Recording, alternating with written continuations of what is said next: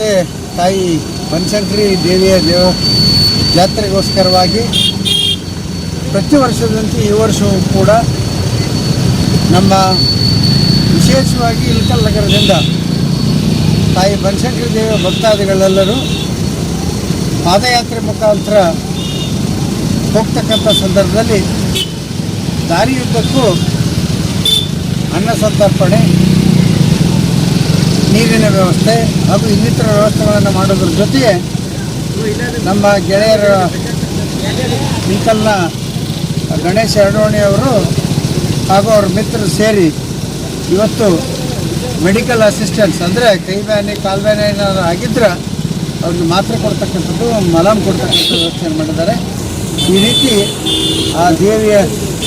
ಸೇವೆಯಲ್ಲಿ ತೊಡಗಿಸ್ಕೊಂಡಂಥ ನಮ್ಮ ಎಲ್ಲ ಮಿತ್ರರಿಗೆ ಆ ತಾಯಿ ಬನಶಂಕರಿ ದೇವಿ ಆ ಭಕ್ತಾದಿಗಳಿಗೂ ಎಲ್ಲರಿಗೂ ಕೂಡ ಆಯುರಾರೋಗ್ಯ ಕೊಟ್ಟು